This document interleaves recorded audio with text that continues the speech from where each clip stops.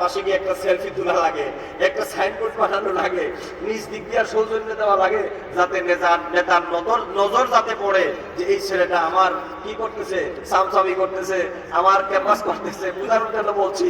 তখন নেতা সাহেব আপনাকে একটু দলে জায়গা দিবে।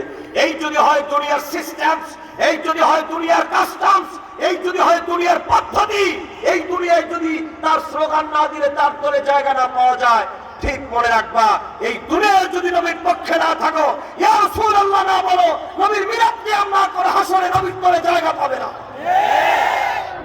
এই জন্য আমরা নবীকে সম্মান করি, এই জন্য আমরা নবীকে ইয়া রাসূলুল্লাহ বলি, আর কোন উদ্দেশ্য নাই বাজার।